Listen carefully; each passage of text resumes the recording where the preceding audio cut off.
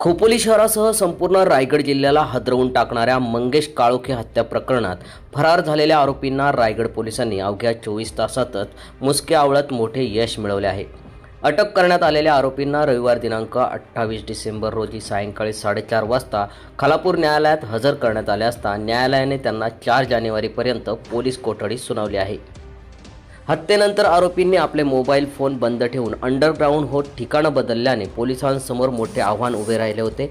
तांत्रिकदृष्ट्या कोणतीही माहिती उपलब्ध नसतानाही रायगड पोलिसांनी मानवी गुप्त माहिती हालचालींचा मागोवा आणि अचूक नियोजनाच्या जोरावर आरोपींचा शोध घेतलाय। जिल्हा पोलीस अधीक्षक आंचल दलाल यांच्या मार्गदर्शनाखाली 5 विशेष पथके तयार करून मुख्य सूत्रधार रवींद्र देवकर यांची पत्नी उर्मिला देवकर, 2 मुले दर्शन देवकर, धनेश देवकर तसेच मेवणा यांच्यासह 4 संशयित आरोपींना अवघ्या 24 तासात अटक करण्यात पोलिसांना मोठे यश मिळाले आहे।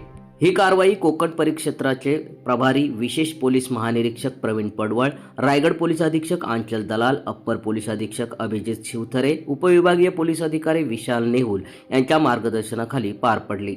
या धडाकेबाज कारवाईत सहाय्यक पोलीस निरीक्षक सुजित गडदे आणि पथक, सहाय्यक पोलीस निरीक्षक मनोज ठाकरे आणि पथक, पोलीस उपनिरीक्षक अशोक जगताप आणि पथक, सहाय्यक पोलीस निरीक्षक संतोष आवटी आणि पथक, पोलीस उपनिरीक्षक मंगेश बाचकर आणि पथक, पोलीस निरीक्षक मिलिंद खोपडे आणि पथक, सहाय्यक पोलीस उपनिरीक्षक भास्कर जाधव आणि पथक तसेच सहाय्यक पोलीस निरीक्षक वरोटे आणि पथक यांनी विशेष कामगिरी बजावत आरोपींना जेरबंद केले। तांत्रिक अडचणी, आरोपींची पलायनाची रणनीती आणि राजकीय संवेदनशीलतेच्या पार्श्वभूमीवरही रायगड पोलिसांनी दाखवलेली वेगवान, अचूक आणि नियोजनबद्ध कारवाई सध्या सर्वत्र चर्चेचा विषय ठरत असून पुढील तपासात आणखी धक्कादायक बाबी उघड होण्याची शक्यता वर्तवली जात आहे। सम्राट मराठी लाईव्हसाठी ब्युरो रिपोर्ट, खोपोली।